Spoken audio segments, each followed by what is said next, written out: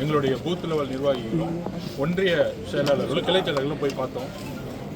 அதுலேருந்து வந்த தகவல் என்னன்னா, பொதுவாக வந்து பூத் லெவலில் இது திமுக வீடு, இது அதிமுக வீடு, இது பிஜேபி வீடுன்னு சொல்லுவீங்க.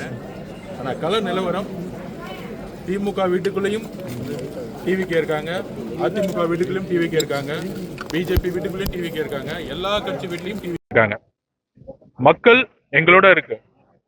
நீங்க உருவாக்க கூட்டணி எல்லாம் எப்படி இருக்குன்னா, உடம்பு இருக்கு, முகம் இல்லை. முகமும் மூளையும் இல்லாத எந்த உடலும் ஜஸ்ட் கோமா மாதிரி தான். இங்க இருக்கக்கூடிய எல்லா கூட்டணியும் மக்களோட இணைந்ததில்லை. நாங்கள் மக்களோட ஒவ்வொரு வீட்லையும் இருக்கிறோம்.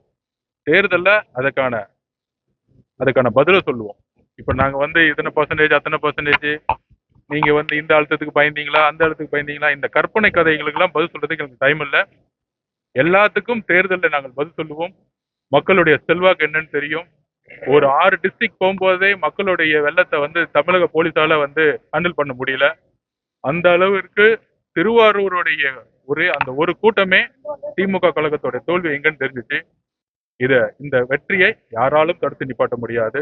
எங்களோட தலைவரும் சரி, கட்சியும் சரி, யாருக்கும் அடிபணிந்ததா வரலாறும் கிடையாது, சரித்திரமும் கிடையாது. மக்கள் மாற்றத்துக்கு ரெடி ஆயிட்டாங்க. எங்களுடைய தலைவர் முதலமைச்சர் ஆவாரு. அதுதான் வரலாறா மாறும். நன்றி, அதுக்கான கமிட்டி போட்டிருக்காரு. எல்லா கமிட்டி ரிப்போர்ட் தலைவர்கிட்ட போயிட்ட பிறகு தலைவர் அடுத்த 25 வருஷத்துக்கான ஒரு மேனிபெஸ்டோவை ரிலீஸ் பண்ணுவாரு. இங்க நிறைய பேர் வந்து ஒவ்வொரு திடீர்னு பிரஸ் ரிலீஸ் பண்ணி இத்தனை ரூபாய் தரோம், அத்தனை ரூபாய் தரோம், இது வந்து ஃப்ரீயா தரோம், இத்தனை வருஷம் கொடுக்காத லேப்டாப்லாம் இப்ப கொடுக்குறேன்னு சொல்றது, இது எல்லாம் தேர்தலுக்கு மக்களுக்கு தெரியும். எங்களுடைய தலைவர் சொல்றது எந்த வாக்குறுதியை நிறைவேற்ற முடியுமோ அந்த வாக்குறுதியை சொல்லுவாரு, அதை நிறைவேற்றுவாரு. அவருடைய ஒவ்வொரு கையொப்பமும் அடுத்த தலைமுறையை உருவாக்கும். கூடிய விரைவில் அண்ணனுக்கு வாழ்த்துக்கள். கூட்டணி இன்னும் தேர்தலுக்கு இன்னும் ஒரு சில மாதம் தான் இருக்கு. கூட்டணி இன்னும் இறுதி பண்ணல அப்படிங்கிறப்ப யார் வருவாங்கன்னு நினைக்கிறீங்க? 2026 நான் திருப்பி பதிவு பண்றேன். கூட்டணிக்கான அரசியல் கிடையாது. ஒரு மேடம் ஜெயலலிதா அவர்களும் அதுக்கப்புறம் கலைஞர் கருணாநிதி அவர்களும் இறந்த பிறகு 2 கட்சியோடைய தலைமை மீது மக்கள் வந்து மிகப்பெரிய வெறுப்பை வந்து சம்பாதிச்சிருக்காங்க. நம்பிக்கை இல்லை. நம்பிக்கை இல்லாத தலைவர்கள் ஒரு கூட்டணியை உருவாக்கும் பொழுது அதை சார்ந்த தலைவர்களும் மக்கள்கிட்ட வந்து எப்பயுமே நம்பிக்கையை உருவாக்க முடியாது.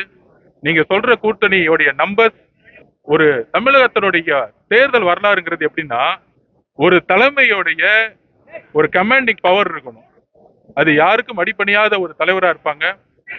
தமிழகத்தினுடைய பெரியார் அவர்களுடைய கொள்கையும் புரட்சியாளர் அம்பேத்கருடைய கொள்கைகளையும் உள்வாங்கி சமூக நீதிக்கான தலைவர் தான் வந்து மக்கள் தேர்ந்தெடுப்பாங்க.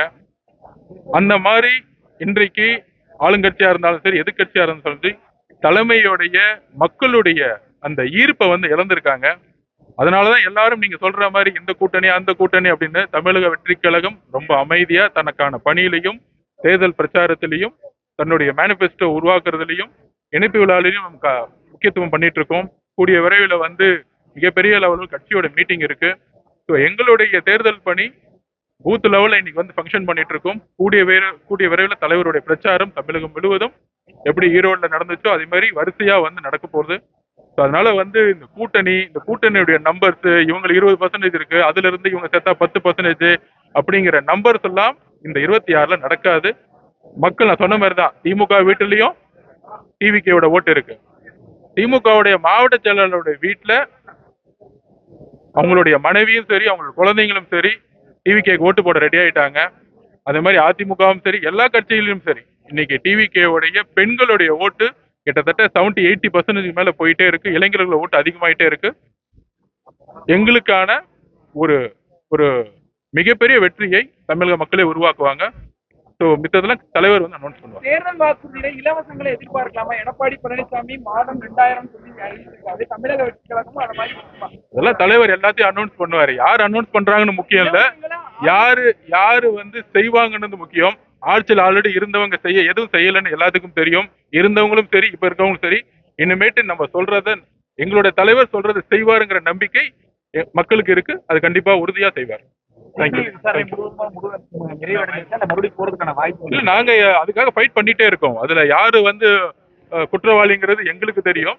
அதுக்கான எல்லா சாட்சிகளையும் கொடுத்து அதை நாங்க வந்து கண்டிப்பா வந்து குற்றவாளிகளை வந்து கண்டிப்பா நீதிமன்றத்துல நாங்க வந்து ஒரு அந்த வழக்குல அவங்களுக்கு வந்து குற்றவாளின்னு நிரூபிக்கப்படுறதுக்கு எங்களோட போராட்டம் இருக்கும். ஜனநாயகம் படத்தோட அழுத்தம் வந்து யார் கொடுக்குறான்னு நினைக்கிறீங்க?